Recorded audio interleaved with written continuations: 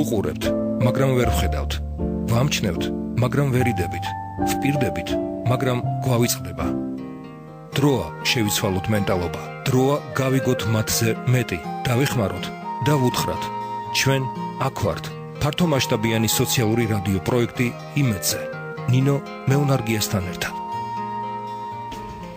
მოგესალმებით, ეთერშია გადაცემა ჩვენ აქ ვართ, მე ნინო ვარ მეუნარგია. დამეთანხმებით ჯანმრთელობა შეუფასებელი სიმდიდრეა. ხოლო ჯანსაღი ცხოვრების წესის ერთ-ერთი უმნიშვნელოვანესი შემადგენელი ნაწილი რასაკვირველია სპორტული აქტივობებია. დღეს ჩემი გადაცემის სტუმრები ბრძანდებიან სპორტული მედიცინის და რეაბილიტაციის ცენტრის Health Palace-ის სპორტული მედიცინის და რეაბილიტაციის ცენტრის უკაცრავად კლინიკური დირექტორი თეა ადამია და საზოგადოებასთან ურთიერთობის სამსახურის ხელმძღვანელი ნინო მუგნიაშვილი. ეს გახლავთ ცენტრი, პირველი უნივერსალური კომპლექსი, ადგილი, სადაც ყველასთვის არის შესაძლებელი რეაბილიტაცია. ქალბატონებო, მოგესალმებით, ძალიან დიდი მადლობა სტუდიაში მობრძანებისთვის. მსმენელს შევახსენებ ჩვენ საკონტაქტო ნომრებს 292 11 88 292 11 99. დაგვირეკეთ თქვენი მოსაზრება ჩვენთვის მნიშვნელოვანია. გარდა ამისა, გააქტიურდით Facebook-ში, მოგწერეთ ჩვენ აქ ვართ რადიო იმედი. გამოვაგზავნეთ მოკლე ტექსტური შეტყობინება ნომერზე 917778. SMS გზავნილის ღირებულება შეადგენს თქვენი მობილური ოპერატორის სტანდარტულ ფასს. SMS სერვისით რადიო იმედს უზრუნველყოფს კომპანია SMS-კო, საიტის მისამართი SMS-კო.gi, ტელეფონი 219 40 14.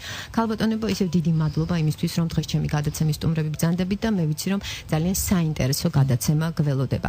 მე აღვნიშნე, რომ ეს არის პირველი უნივერსალური კომპლექსი, ადგილი, სადაც ყველასთვის არის შესაძლებელი რეაბილიტაცია.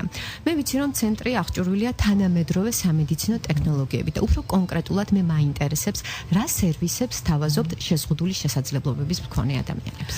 დღემშვიდობისა, მინდა გითხრათ, რომ ნამდვილად არის უნივერსალური ჩვენი ცენტრი. ეს არის სპორტული მედიცინის და რეაბილიტაციის ცენტრი, ნინო მართალია. პირველ ყოვლისა მე მინდა ხაზი გავუსვა იმას, რომ ცენტრის სივრცე არის ადაპტირებული შეზღუდული შესაძლებლობების ადამიანებისათვის, მათი მოძრაობისათვის. მაშინ, როდესაც ისინი მოდიან ცენტრში, მათ არ სჭირდებიან ოჯახის წევრები იმისათვის, რომ მეთვალყურეობა ჰქონდეთ ცენტრში ვიზიტის დროს.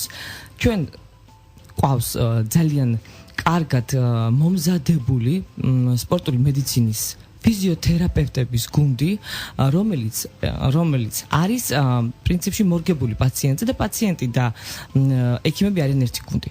ანუ ხდება ფიზიოთერაპევტი და მორჩა. ის მარტივად გადაადგილდება ცენტრში. ხშირად ხდება ხოლმე ჩვენს სამკურნალო დაწესებულებებში, როდესაც საშუალად მისული შეშემა პირი უბრალოდ ვერ შედის დაწესებულებაში და არის ძალიან რთული. რაც შეეხება რეაბილიტაციას, რეაბილიტაცია ასეთი ადამიანებისთვის არის ზოგისთვის პერიოდულობა არის მნიშვნელოვანი, ზოგისთვის უბრალოდ ყოველდღიური აუცილებლობა. ამისათვის ყველანაირად ამაზე იზრუნეს კლინიკური მხარის, ასე ვთქვათ, მეთვალყურეებმა, ამ შემთხვევაში თეა ადამიანს გულისხმობ, რომელმაც გათვალა თუ რა არის საჭირო. ეს იყო გუნდური. და რა არის საჭირო?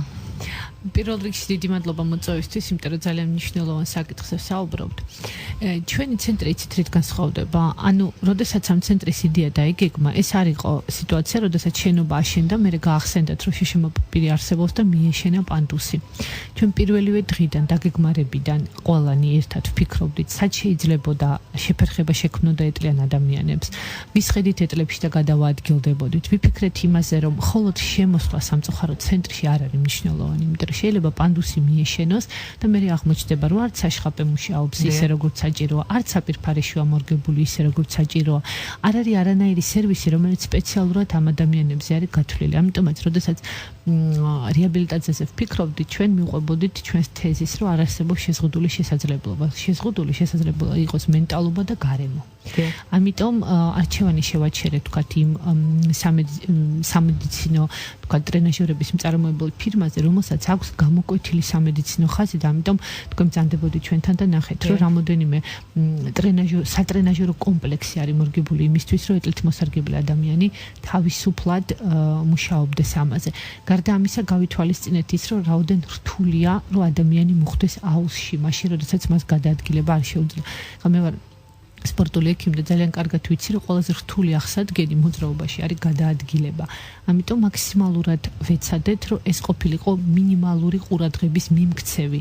როგორც ხდება ხოლმე დანარჩენ ადგილებში, რომ 20 კაცია საჭირო იმისთვის, რომ ეტლიდან ადამიანი გადმოსვან, მე რო არ იციან როგორ უნდა გადმოსვან და გადმოსვისას უნდა დააზიანონ, ამიტომ გარდა იმისა, რომ ტექნიკური ხარვეზები ვეცადეთ, რომ მინიმალური ყოფილიყო, ასევე ჩვენი სტაფი, რომელმაც ძალიან კარგად იცის, როგორ უნდა გადაიყვანო ადამიანი ეტლიდან საწოლიდან ეტლში, ვთქვათ, ლიფტიდან გამოიყვანო ეტლი, წყალში მომუშავე ლიფტში ადამიანი მოათავსო ისე, რომ მას რაღაცა პრობლემა არ შეექმნას, თუნდაც წკანის, თუნდაც ნაწოლის, თუნდაც არ მოიმატოს კუნთის პასტიურობამ, რომ ეს არ უნდა იყოს მტკივნეული, რომ ეს არ უნდა იყოს რაღაცა დაყვირებით და ასე შემდეგ.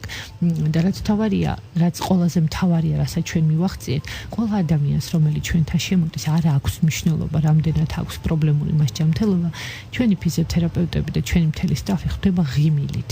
რა ძალიან მნიშვნელოვანია, განსაკუთრებით, როდესაც ჩვენი მომხმარებელი არის პატარა ბავშვი, რომლისთვისაც ძალიან დიდი მნიშვნელობა აქვს იმას, როგორ ხვდებიან და ძალიან დიდი მნიშვნელობა განწყობას, რამდენად თბილად ხვდებიან და რამდენად არის ეს გარემო მათთვის ჩვეული სამედიცინო გარემოსაგან განსხვავებული. ჩავიჭრებით ეს ნინო მაპატით. ზუსტად მაგაზე ვსაუბრობდით, რომ ჩვენ გვინდა იყოს განწყობა კეთილი, ღიმილიანი და ჩვენს ფიზიოთერაპევტებს და ექიმებს არ აცვიათ თეთრი ხალათები. არის უნიფორმა, არიან კი ფიზიოთერაპევტებს აცვიათ ლურჯი ფორმა, ამიტომ მათ რაღაც ლურჯები მე რო გავიცანი ლურჯები და არიან ლურჯები ფიზიოთერაპევტები, ექიმებს აქვთ უფრო ღია ფერის ფორმა, ხალათი არ არის ჩვენთან. და აღნიშნო მე ვიყავი თქვენთან და საერთოდ არ მქონია ის შეგრძნება, რომ მე ვარ კლინიკაში. არანაირად არ არის დამთგონველი გარემო. პირიქით, მართლა ღიმილით დამხვდა ყველა და ძალიან დიდი სურვილი გამიჩნდა იმისა, რომ ჩემი პატარა მოვიყვანა თქვენთან. და მაინტერესებს თქვენ ბრძანეთ, რომ არის გუნდური მუშაობის პრინციპი და თან საინტერესო არის ის, რომ თქვენ მუშაობთ პაციენტთან ერთად და თუ შეიძლება ავხსნათ ეს როგორ ხდება. კი ბატონო, თანამედროვე რეაბილიტაცია მოითხოვს, რომ პაციენტი იყოს მაქსიმალურად ინფორმირებული თავისი მდგომარეობის შესახებ, მისი აღქმის შესაძლებლობების ფარგლებში, აუცილებლად განემარტოს ნებისმიერი პროცედურა, ანუ რეაბილიტაციის გეგმა აბსოლუტურად დეტალურად უნდა იყოს მისთვის ცნობილი, რომ ის იყოს მოტივირებული, ერთი რაც ყველაზე მთავარია, ამაში ჩასართავად და მეორე, მას არ კონდეს ბარიერი გაურკვეველი სიტყვების, გაურკვეველი სიტუაციების. ამიტომ მთელი ჩვენი გუნდი არის ამისთვის მომზადებული და ჩვენ ვთვლით, რომ პაციენტი არის ისეთივე სრულფასოვანი გუნდის წევრი, მას აქვს უფლება გამოთქვას თავისი მოსაზრება, რაღაცა კორექტივები შეიტანოს და თუ ეს მართალია, ჩვენ აუცილებლად ვითვალისწინებთ. თუ ეს რაღაცა ცრუ წარმოდგენაა, ჩვენ ვცდილობთ, რომ განვუმარტოთ ამ ადამიანს და არ არის ეს დამოკიდებულება, რომ ჩვენ ვიცით და თქვენ არ იცით და თქვენ პირველი ხომ არ ხართ. აი ეს სტანდარტული მიდგომები, რომელიც ძალიან ხშირად არის შიშმოპირებთან და ასაკოვან ადამიანებთან მიმართებაში, აი ეს ამოვიღოთ. ამიტომ პაციენტი არის სრულფასოვანი გუნდის წევრი და მაქსიმალურად ვცდილობთ, რომ მასთან ერთად გავიაროთ საკმაოდ რთული გზა ხანდახან გამოჯამთელებამდე, გაუმჯობესებამდე. ყოველ შემთხვევაში გვინდა, რომ ადამიანს არსებობს დაავადებები, რომელსაც ჩვენ ვერ გავუკურნავთ. იმის ამბიცია, რომ ჩვენ ყველაფერი შეგვიძლია, არ გვაქვს, მაგრამ ჩვენ გვინდა, რომ ადამიანმა თავი იგრძნოს სრულფასოვნად, იგრძნოს, რომ მის მიმართ არის კეთილგანწყობილი გარემო და რომ მაქსიმალურად შესაძლებელი, რაც იქ იმ მომენტში შეიძლებოდა, ყველაფერი გაკეთდა. შედეგი დადგა თუ არ დადგა, ეს ჩვენზე მარტო არ არის დამოკიდებული, იმიტომ რომ დაავადებების სხვადასხვა სიმძიმის არსებობს, მაგრამ ის რომ გაკეთდა მაქსიმუმი, რომ არავის არ დაავიწყდა, არავის არ დაეზარა, არავინ არ მოიპარა, ვთქვათ, რაღაცა ხო, არავინ ნახევარი ძალით არ გააკეთა და მეოთხედი სურვილით, აი ეს გვინდა რომ იყოს. და როგორც თქვენ აღნიშნეთ, ძალიან მნიშვნელოვანია ის ფაქტი, რომ შეზღუდული შესაძლებლობები არ არსებობს. საუბარი არის გარემოს და თუ გარემო არ არის რაღაც გარკვეული ბარიერებით, მაშინ ეს ადამიანი, ვინც მოვა თქვენთან, მე ვგულისხმობ შეზღუდული შესაძლებლობების მქონე პირს, ის ვერ იგრძნობს ის, რომ რაღაც გარკვეული ბარიერებია და ის არის შეზღუდული შესაძლებლობების და ჩვენ ამ თემაზე საუბარს რეკლამის შემდეგ განვაგრძობთ. ახლა საინფორმაციო სამსახური შემოგვიერთდება, ასე რომ დაგველოდეთ. ჩვენ აქ ვართ. ფართომასშტაბიანი სოციალური რადიო პროექტი იმედზე. ნინო მეუნარგიასთან ერთად. მე დაგიბრუნდით სტუმრებთან ერთად. დღეს ჩემი გადაცემის სტუმრები არიან სპორტული მედიცინის და რეაბილიტაციის ცენტრის კლინიკური დირექტორი თია ადამიანი და საზოგადოებასთან ურთიერთობის სამსახურის ხელმძღვანელი ნინო მუკნიაშვილი. შეგახსენებთ ჩვენ საკონტაქტო ნომრებს 292 11 88 292 11 99. დაგვირეკეთ თქვენი მოსაზრება ჩვენთვის მნიშვნელოვანია. გარდა ამისა გააქტიურდით სოციალურ ქსელში, მოხწერეთ Facebook-ზე ჩვენ აქ ვართ რადიო ემედი. გამოგზავნეთ მოკლე ტექსტური შეტყობინება ნომერზე 91778. SMS გზავნილის ღირებულება შეადგენს თქვენი მობილური ოპერატორის სტანდარტულ ფასს. SMS სერვისით რადიო ემედს უზრუნველყოფს კომპანია SMS-კო. საიტის მისამართია SMS-კო წერტილი-G, ტელეფონი 219 და მსმენელია ხაზზე. მოგესალმებით, გისმენთ? გისმენთ? ერთი შეკითხვა მაქვს. დიახ, ქალბატონო. ალო, გისმენთ? ენაცვალე, მე თვითონ უსინათლო ვარ. დიახ. ადგილება არ შემიძლია. ჯერ ეს ბავშვებზე ლაპარაკით მოსილებზე და მეორეც დიახ. ერთი წამლის შესახებ მინდა ვთხოვოთ. დიახ. მელისანი. დიახ. აი ეს რატომია რაღაც მოვისმინე რომ ძალიან კარგია უძილოობა მაქვს შიში მაქვს ვერ ვიცინე და რაღაცა დიახ. თუ მირჩევდით ამ წამლის დიახ, კარგი, მადლობთ ქალბატონო ზარისთვის, რაც შეეხება პრეპარატს, მე მგონი მიზანშეწონილია ნევროპათოლოგს მიმართოს და რაც შეეხება ცენტრზე თეა გაგცემთ პასუხს. ცენტრი გათვალისწინებულია ნებისმიერი ასაკის ადამიანისთვის და შესაბამისად ის რომ თქვენ მხედველობის პრობლემა გაქვთ არანაირად არ წარმოადგენს შეზღუდვას იმისთვის რომ თქვენ ჩვენთან მობრძანდეთ. მთავარია რომ ცენტრამდე მოხვიდეთ და ნარჩენს ჩვენი გუნდი დაგვხვდებათ ანუ გააგატარებენ თუ საჭირო გახდა ვთქვათ რაღაცა მინიმალური რეაბილიტაციის ჩატარება ამასაც გავაკეთებთ იმიტომ რომ ის რაც ქალბატონი უჩივის რო არის შიში და არის უძილობა შეიძლება იყოს მოძრაობის დეფიციტიც გამოწვეული, იმიტომ რომ ესეთი ადამიანები არიან პრაქტიკულად უმოძრაოდ და ეს მეორადად უქმნის ძალიან სერიოზულ პრობლემებს მათ ჯანმრთელობას. ამიტომ შემიძლია გირჩევთ, რომ უბრალოდ ცენტრამდე მოდით და დანარჩენს ჩვენ უზრუნველყოფთ ნამდვილად. ჩვენ საუბრობთ იმაზე, რომ ცენტრი აღჭურვილია თანამედროვე სამედიცინო ტექნოლოგიებით. საუბარია იმაზე, რომ არის ძალიან საინტერესო აპარატი და სანამ ამ თემაზე განვაგრძობთ საუბარს, მსმენელია ხაზზე. გისმენთ? გისმენთ? მოგესალმებით? გამარჯობათ ხალბატონო ნინო მოგესალმებით. დიახ, გამარჯობათ. ძალიან კარგია როდესაც გადაცემა არსებობს. ეს შეკითხვა მაქვს. ალო, გესმით ჩემი? დიახ, გისმენთ? გისმენთ? დიახ. გისმენთ? ბრძანეთ? დიახ, ერთი შეკითხვა მაქვს. ეს თქვენი ცენტრი, სარეაბილიტაციო ცენტრი, მაინტერესებს ეს რაღაცა გარკვეული პროგრამა არსებობს, რომ დიახ, გისმენთ? თუ ჩვეულებრივად შეიძლება მოსვლა, მოყვანა ბავშვის სიწყვალზე და თუ რაღაცა პროგრამა არსებობს, რომ მაინდა-მაინც იმ პროგრამაში ჩავეწეროთ და ფასი მაინტერესებს თუ შეიძლება. ბავშვის შეზღუდული შესაძლებლობების არის. დიახ. ამ წუთისთვის არანაირი პროგრამა ისეთი, რომელიც შეზღუდავს პაციენტის მომართვიანობას არ გვაქვს და ამიტომ ნებისმიერ ადამიანს შეუძლია მოვიდეს, გითხრას რა პრობლემა აქვს და შეძლებს დაგვარად, ანუ სარეაბილიტაციო გეგმა შედგება, თუ არსებობს უკვე შედგენილი გეგმა მკურნალი ექიმის მიერ ჩვენ უბრალოდ ვეთანხმები და ვაგრძელებთ ამის ძალიან დეტალურად შესრულებას, ამიტომ უბრალოდ მობრძანდით, გავისაუბროთ რა პრობლემა გაქვს და რით შეგვიძლია დაგეხმაროთ. ძალიან დიდი მადლობა და ჩვენ ვსაუბრობდით ნოვაციაზე. ცენტრში არის ძალიან საინტერესო აპარატი და აპარატით ხდება მოძრაობის დიაპაზონის უმტკივნეულო გაზრდა და თუ შეიძლება ეს თემა განვავრცოთ და ახსნათ საერთოდ რა იგულისხმება. კი ბატონო, ეს არის ჩვენი ნოუ-ჰაუ, ეს არის ფიზიოტეკის ახალი ხაზი, რომელიც გულისხმობს სახსრების უწყვეტ პასიურ მობილიზაციას. ანუ რას ნიშნავს ეს? როდესაც ადამიანს თვითონ არ შეუძლია, ან მისთვის არ შეიძლება აქტიურად სახსრებში მოძრაობის განხორციელება. ამ შემთხვევაში, როგორც ზედაკიდურში, ანუ მხარის იდაყვის სხივმაჯა, ასევე ქვედაკიდურში მენჯბარძაყი, მუხლის სახსრები და კოჭვი, აპარატი მუშაობს იმისთვის, რომ 0.1 გრადუსის სიზუსტით და აი ამ მაჩვენებლიდან ეცადოს გაუმჯობესოს სახსრაში ამპლიტუდა მოძრაობის.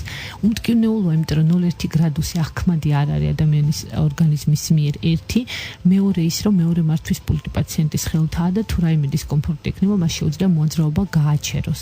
დიახ, მსმენელია ხაზზე? კარგით შეფერხება.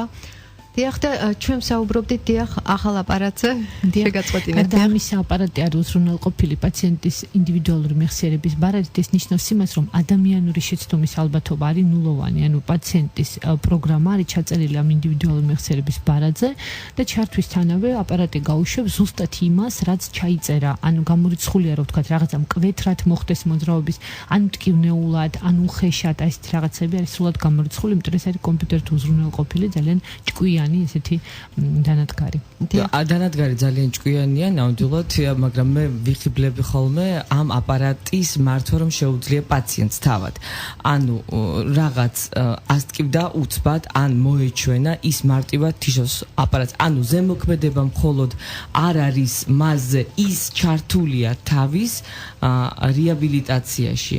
რაც შეეხება ადგილმდებარეობას ეს ჩვენი ცენტრი Health Palace არის სულ 3 თვის გახსნილი მარტივია პრინციპში მოსაგნება ჩვენ გვაქვს Facebook გვერდი Health Palace შემოდიხარ და დიდი რუკა არის დატანილი თუ როგორ შეიძლება მოვაგდოთ მაგრამ გეტყვით ეს არის სანდრო ეულის 7 ნომერი ვაჟა-ფშაველას ბოლოს მდებარეობს ეს ქუჩა და ტელეფონის ნომერი თუ შეიძლება კი ეს არის 209 ჩვენი მომღიმარი მენეჯერები ყველანაირ ინფორმაციას მიაწვდიან პაციენტებს თუ დაინტერესებულ პირებს და უფრო დეტალურადაც შეგიძლიათ მოგვმართოთ იმიტომ რომ თავიდან ცოტა რთულია ვითომ და მოსაგნებად თუმცა მენეჯერებთან ხაზზე თუ იქნებით ისინი ძალიან წვრილად აგიხსნიან როგორ რა ნომერი მარშრუტი მოდის და ასე შემდეგ ჩვენამდე რომ მოხვიდეთ. თავარია ჩვენამდე მოხვიდეთ. შემდეგ უკვე ჩვენი პაციენტები ხდებიან ჩვენი მეგობრები. ეს ნამდვილად მასია და ფიზიოთეკის აპარატი ჩემთან სულ ასოცირდება. გიორგი ყორღანაშვილი გადიოდა მასზე რეაბილიტაციას და 17-ში გაიარა დაასრულა რეაბილიტაცია და 18-ში ითამაშა სპექტაკლი და ყველანი ვემზადებოდით როგორ წავალ და აი ვერ დავეტევით დარბაზში ანუ განცდა რომ ჩვენ ნამდვილად ერთად ვძლევთ რაღაც პრობლემას ეს განცდა არის მე პირადად ასე ვთქვა დასაზვერად ვიყავი თქვენთან და მინდა თამამად განვაცხადო რომ მე უკვე თქვენი მეგობარი ვარ და აუცილებლად ჩემ პატარას მოვიყვან თქვენ ცენტრში. ძალიან ველოდებით. დიახ და საინტერესო არის ის რომ ძალიან ბევრი სახის მომსახურებას და მრავალი სახის სერვისს თავაზობთ თქვენ პაციენტებს და შეზღუდული შესაძლებლობების მქონე ბავშვებისთვის მნიშვნელოვანია წყლის პროცედურების გავლა და გაქვთ თუ არა აუზი არა მე კი ვიცი რომ თქვენ გაქვთ აუზი. დიახ გვაქვს აუზი და არა ერთი. ანუ ეს დიდი აუზი, სადაც იმ შემთხვევაში თუ ბავშვს წყლის შიში არ აქვს და დიდი სივრცის, იმიტომ რომ ყველა არის ინდივიდუალური და ზოგს აქვს ამის შიში. დიდი აუზი, რომელიც ძალიან თბილია, ეს არის 30 და მეტი გრადუსი. გარდა იმისა, ბავშვებისთვის არის მნიშვნელოვანი ის, რომ ლიფტი მუშაობს და ზოგადად ვთქვათ პრობლემების მქონე ადამიანებისთვის მნიშვნელოვანია, რომ წყალში ჩადიან ლიფტით და კიბე არ წარმოადგენს აუღებელ ბარიერს.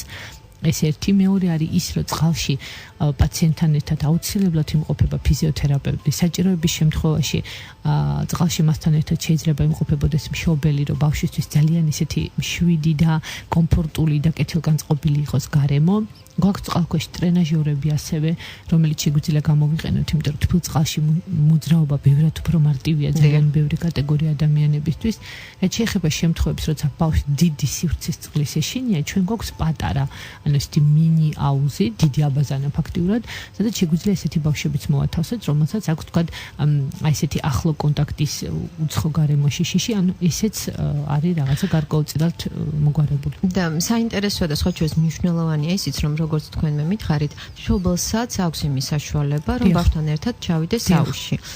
და მე ეს ჩემ თავზე მაქვს გამოცდილი, მიუხედავად ცერებრალური დამბლის ცენტრში მყავდა ჩემი შვილი წაყვანილი და მე მომთხოვეს იქ რომ აუცილებლად თქვენ ყოველ შემთხვევაში პირველ ეტაპზე ბავშვთან ერთად უნდა ჩახვიდეთ წყალში, იმიტომ რომ ბავშვს რაღაც გარკვეული შიშის ფაქტორი მოეხსნას და მე დავწმუნდი რომ თქვენ ნამდვილად აკმაყოფილებთ ევროპულ სტანდარტებს. დიახ, ეს ძალიან მნიშვნელოვანია. მე ძალიან იჩვევიან, ანუ თავიდან ბავშვია, ჯამთელი ბავშვი უცხოობს, იმიტომ რომ უცხო გარემოში ხდება. თავიდან უცხოობენ და ამიტომ თქვა იგივე მღვიმეში, იგივე წყალში აუცილებლად იმყოფება დედა, მაგრამ მე ისე ძალიან იჩვევიან, რომ გუშინე იქონდა ძალიან კურიოზული შემთხვევა შემთხვევა, როცა ჩვენი ფიზიოთერაპევტი იცვლიდა და ბავშვი იქით გადაელოდებოდა და გამომიცხადა, რომ თუ ნინოს სახლში არ გამოტან 11 აღარ მოვალო. ამიტომ ძალიან იჩვევიან, მაგრამ დასაწყისისთვის და გარკვეული კატეგორია ბავშვებისთვის ეს ძალიან მნიშვნელოვანი, რომ შობილს აქვს ჩვეულებრივად შეუძლია ჩავდეს და მათთან ერთად იყოს. თქვენ ბრძანეთ ახსენეთ მღვიმე. ანუ ეს მღვიმე არის მარილის ოთახი და მოდით მსმენელს განვუმარტოთ, რას ნიშნავს მარილის ოთახი და რა პროცედურას გადის აქ ადამიანი. მარილის ოთახი ეს არის ბუნებრივი მღვიმის, მარილოვანი მღვიმის ხელოვნური ანალოგი, რომელიც არის გაკეთებული ევროპული ტექნოლოგიით და გაკეთებისას არის გამოყენებული მხოლოდ მარილი, ან სუფრის მარილზე საუბარი, მხოლოდ მარილი და წყალი, არ არის ხელოვნური საღებავების შემკროლები და ასე შემდეგ. გამოყენებული იატაკი არის მოფენილი ჰიმალაის ვარდისფერი მთის მარილით, ასევე სანათები არის გაკეთებული ამავე კრისტალებისგან. მნიშვნელოვანი არის ის, რომ აბსოლუტურად სტერილურია შიგნით გარემო, არის ძალიან მშრალი ეს ჰავა 35%-ია სულფარდობითი ტენიანობა. კამერაში, ანუ აი ამ ოთახში კომპრესორის მეშვეობით იწნეხება უარყოფითი ნაწილაკებით დამუხტული ჰაერი, რომელიც ანუ სუფთაა და გარდა ამისა, რაც ყველაზე მთავარია, იწნეხება სუფრის მარილის მშრალი აეროზოლი. ანუ ვისაც ყავს ბავშვები პრობლემური ბრონქული სისტემის პრობლემები, ხო თქვენ ბრონქული ასთმა, ბრონქიტები, ბრონქობსტრუქციული დაავადებები ძალიან კარგად იციან, რომ ინგალაციები კეთდება ხშირად სუფრის მარილით, ანუ ფიზიოლოგიური ხსნარით. უბრალოდ ფიზიოლოგიური ხსნარით ინგალაციის დროს ყოველთვის ხდება თბილი წყლის მიტაცება, რომელიც ხანდახან თვითონ იწვევს ბრონქოსპაზმს. ამ შემთხვევაში ჩვენ გვაქვს მშრალი აეროზოლი, რომელიც ყოველგვარი წყლის მინარევის გარეშე, ეს არის ძალიან წვრილი ნაწილაკები, ეგრეთ წოდებული რესპირაბელური ფრაქცია, ანუ შესუნთქვისას ეს მარილის ნაწილაკები ხდება უშუალოდ ალვეოლებში. რას აკეთებს? პირველ რიგში აკეთებს იმას, რომ ბრონქის სპაზმი იხსნება მედიკამენტის გარეშე. მეორე არის ის, რომ ბავშვები, რომლებიც ძალიან ხშირად მოავადეები არიან, ძალიან ხშირად ანტიბიოტიკოთერაპიის ქვეშ იმყოფებიან, მათ ძალიან უჭირთ აი ამ ლორწოს და ნახველის გამოყოფა, იმიტომ რომ ბლანტი ხდება ეს ნივთიერება ძალიან. ნატრიუმის მარილი ხელს უწყობს იმას, რომ ეს დაიშალოს ხიდაკები გოგირდოვანი და შესაბამისად ამის გამოყოფა არის ძალიან ადვილი. კიდე ერთი, როდესაც ხშირად მოავადეა ბავშვი და ვთქვათ, ბევრი რაღაცა манипуляცია არის სასუნთქ სისტემაზე განხორციელებული, ის ეპითელიუმი, რომელთაც ან უჯრედები, რომელთაც არის ამოფენილი სასუნთქის სისტემა, ძალიან თავისებური უჯრედებია, წამწამები აქვს. და ეს წამწამები ყოველთვის მოძრაობს შიგნიდან გარეთ, რომ ანუ მოხვედრილი უცხო ნივთიერება გარეთ გამოიდევნოს, მაგრამ ქირურგიული манипуляციების შედეგად იგივე ზონდი, ვთქვათ, იგივე რაღაცეები, ანტიბიოტიკების გამო ეს ფუნქცია ითრგუნება. ამიტომ იმუნიტეტის თქვათ გარკვეული ვარდნა აი ამითაც არის განპირობებული. აი ჩვენი ოთახი ხელს უწყობს იმას, რომ აი მოციმციმე ეპითელიუმის ფუნქციაც აღდგეს. ამიტომ ბავშვები, რომელთაც აქვთ ალერგია, ბრონქული რაღაცა სპაზმით მიმდინარე, კანის დაავადებები, ძილის დარღვევები, რაც ძალიან მნიშვნელოვანია, თამამად შეუძლიათ რომ მომართონ ჩვენ გვიმეს. მღვიმე არის ძალიან საინტერესო სანახავადაც. კი, ნამდვილად პატარებისთვის არის დაშვებული, რომ მათ შეუძლიან ფეხშველები შევიდნენ და მარილზე იარონ. იქ არის სათამაშოების კუთხე, ფიზიოთერაპევტებთან ერთად ისინი პროცედურის დროს იქ თამაშობენ. არის ტელევიზორი, რომელსაც შეიძლება ჩაუსხლენ და უყურონ მულტფილმს პროცესში, სეანსის და შესაბამისად, აი როგორი გათვლა იცით ცენტრში, ნინო, ყველანაირად ხსნით დაძაბულობას, რაც შეგვიძლია რომ გავაკეთოთ მაქსიმალური ღიმილს აღარ ვამბობ და კეთილგანწყობას ეს არ არის იმიტომ რომ ეს არის რადგანაც გვინდა რომ შენ იგრძნო თავი კარგად და როდესაც შენ ხარ კარგად მეც კარგად ვარ. აი ეს პრინციპი ნამდვილად მუშაობს და თეა ამბობს ხოლმე ხშირად რომ ჩვენი პასუხი არის დიახ. დასვით თქვენი კითხვა. დიახ. და ნინო, ბოლოს მაინტერესებს ძალიან ბევრ სერვისს გვთავაზობთ. რამდენად ხელმისაწვდომია საშუალო ფენისთვის ეს ყველაფერი? პრინციპში მაგაზეც იყო. და არის თუ არა სახელმწიფო პროგრამები, თუ არ არის იგეგმება თუ არა ამ მიმართულებით რამე. მაგაზე იყო ნაფიქრი, რომ რეაბილიტაცია, მე რადგან ჩავერთვი ამ რეაბილიტაციაში, ჩემთვის როგორც ჟურნალისტისთვის ყოველთვის ძალიან საინტერესო იყო შეშმო პირების რეაბილიტაცია და ამიტომ მოვხვდი ამ ცენტრში. რაც შეეხება ხელმისაწვდომია თუ არა, ნამდვილად ხელმისაწვდომია, იმიტომ რომ ამაზე ვიფიქრეთ. მათ ვისაც შეუძლიათ საზღვარგარეთ მკურნალობა ისინი იმკურნალებენ, თუმცა აღარ სჭირდებათ, იმიტომ რომ ტრანსპორტირება ძალიან დიდი პრობლემა. თბილისში არსებობს, საქართველოში არსებობს ცენტრი, სადაც ერთ სივრცეში არის ყველაფერი მოხვედრილი და არის პროფესიონალების გუნდი და აპარატურა. მე ახლა ვერ ჩამორთვლი ფასებს, მაგრამ უდაოდ ხელმისაწვდომია და მით უმეტეს თუ კომპლექსურ რეაბილიტაციაზე არის ლაპარაკი, იქ მიდის უკვე შეღავათებზე, რა თქმა უნდა, ლაპარაკი და რაც შეეხება პროგრამებს სადაზღვევოსთან ურთიერთობები არის დაბალანსებული, იქ არის რაღაც პროცენტული შეღავათები, თუმცა ამას ყველაფერს 209 დარეკავენ დაინტერესებული პირები და ძალიან დაწვრილებით გაიგებენ ყველაფერს.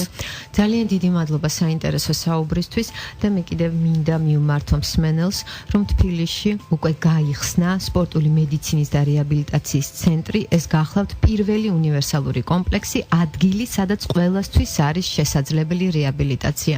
მე გისურვებ წარმატებებს და მე დარწმუნებული ვარ, რომ ძალიან ბევრი ადამიანი გახდება თქვენი პაციენტი არა, გახდება თქვენი სტუმარი. მსმენელს მე მშვიდობები ზუსტად ერთი კვირით. დიდი მადლობა, ნახვამდის. დიდი მადლობა. ვუყურებთ, მაგრამ ვერ ვხედავთ. ვამჩნევთ, მაგრამ ვერიდებით. ვპირდებით, მაგრამ გვავიწყდება. დროა შევიცვალოთ მენტალობა. დროა გავიგოთ მათზე მეტი, დავეხმაროთ და ვუთხრათ. ჩვენ აქ ვართ. ფართომასშტაბიანი სოციალური რადიო პროექტი იმედზე. ნინო მეუნარგიასთან ერთად.